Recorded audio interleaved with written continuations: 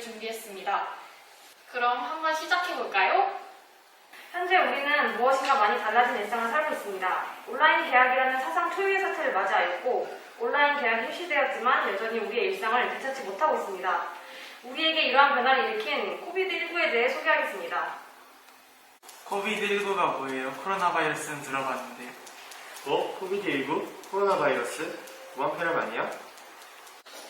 다들 진정하시고 제가 하나씩 설명해 드릴게요. 우선 코비드19란 사스 감염에 의한 호흡기 증후군으로 새롭게 발견된 코로나 바이러스로 인해 발생하는 감염 질환입니다. 여기서 코로나 바이러스, 코비드19, 우한폐렴, 어떤 명칭으로 불러야 할지 어떤 명칭이 정확한지 의문이 생깁니다. 결론적으로 우한폐렴, 코로나 바이러스는 정확한 표현이 아닙니다. 코로나 바이러스 안에는 코비드19뿐만이 아니라 사스, 메르스도 포함되어 있습니다. 그렇다면 코비드19는 무엇일까요? 코비드19는 WHO에서 정한 공식 명칭으로 CO는 코로나, VI는 바이러스, D는 질병, 19는 발병 시기인 2019년을 뜻합니다. 우리 정부는 코로나19 또한 공식 명칭으로 지정하기도 했는데 결론적으로 코로나 바이러스가 아닌 코비드19라고 부르는 것이 정확합니다. 아, 그렇구나. 이제부터 코비드19 아니면 코로나19를 불러야겠어. 이 팀장이 코비드19는 어떤 바이러스인지 궁금해지는걸? 지금부터 코비드19의 생물학적 특징에 대해 설명하겠습니다. 코로나 바이러스는 왕관과 같은 생김새를 가졌다고 하여 붙여진 이름입니다. RNA 바이러스의 일종으로 돌연변이가 잦아 치료제 개발이 힘듭니다. 표면은 지방, 단백질 분자로 구성되어 있고 돌기, 즉 스파이크 단백질을 통해 세포로 침투하게 됩니다. 저 질문 있어요. 코비드19는 어떻게 우리 몸에 침투하나요?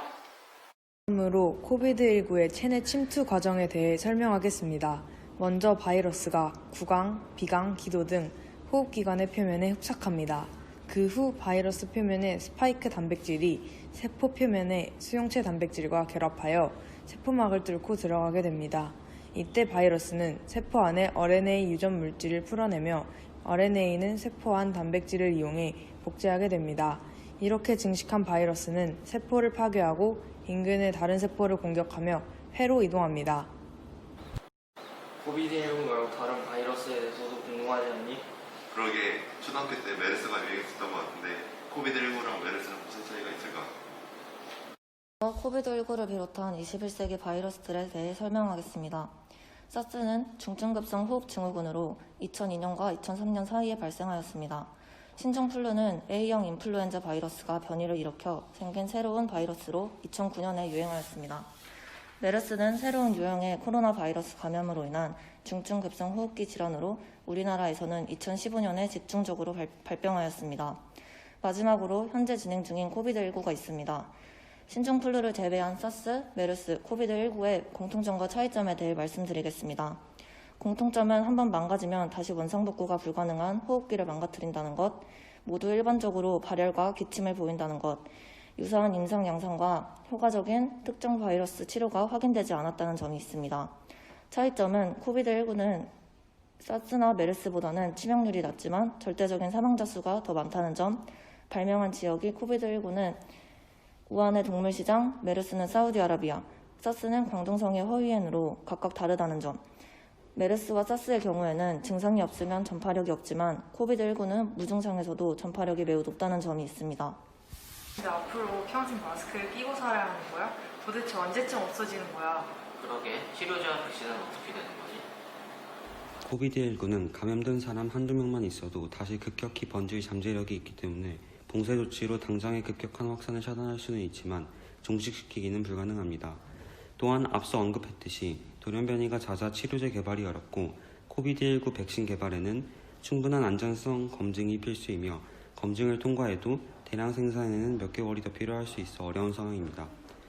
대량 생산을 할 수 있는 설비를 구축하는 데에도 막대한 예산과 시간이 필요하며 허가와 동시에 대량 생산을 하려면 미리 설비를 구축해야 되는데 제약회사들이 손실 위험을 떠안아야 하는 면도 존재합니다. 마스크 쓰기 너무 답답해. 너무 불편하지 않아?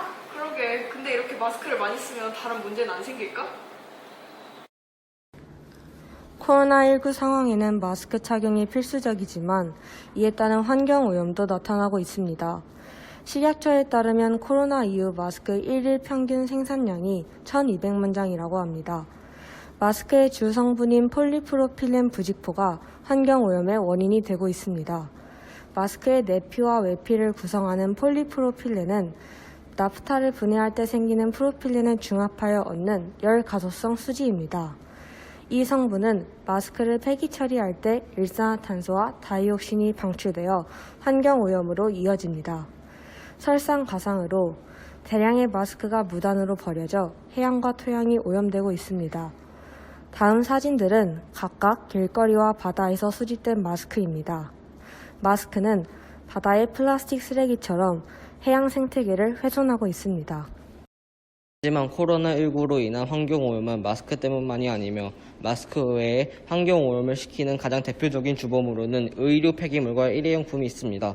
폐기물들을 잘 처리하기 위해서는 이를 수거해야 하는데 이 과정에서 이산화탄소는 기본이며 중금속 물질, 휘발성 유기화합물, 다이옥신을 배출합니다. 이 중 다이옥신은 쓰레기를 소각하거나 제초제, 살균제 등 시료를 사용할 때 나오는 부산물로 이는 생긴 화합물로 인류가 만든 환경 호르몬 중 최악의 동물이라고 불릴 정도로 인간에게 암과 피부질환, 발육부전 등 여러 질병을 야기하는 독성이 매우 높은 물질입니다.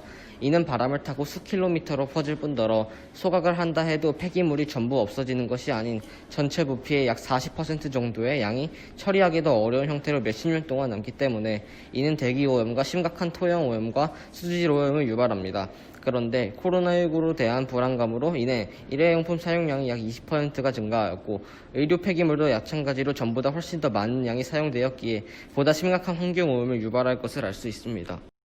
코로나19가 환경에 부정적인 영향을 끼친 것은 사실이지만 이로 인한 긍정적인 환경 변화도 있습니다. 정부가 발표한 통계 자료에 따르면 1년 전 같은 기간과 비교했을 때 일평균 초미세먼지 농도 좋음 일수가 2배 증가하였으며 고농도 일수는 80% 감소, 나쁨 일수는 13% 감소했다고 합니다. 또한 지난 우리나라 2월 전국의 초미세먼지 농도가 2017년에서 2019년과 비교했을 때 19% 감소했고 3월에는 42% 감소했다고 합니다. 이번에는 국제적인 변화를 살펴보겠습니다. 코로나 봉쇄 조치를 시행한 미국과 중국을 포함한 27개국에서 2주 동안 지표면의 이산화질소 농도는 평균 29% 감소했고 초미세먼지 평균이 9% 감소했다고 합니다. 역시 환경 문제가 심각하구나.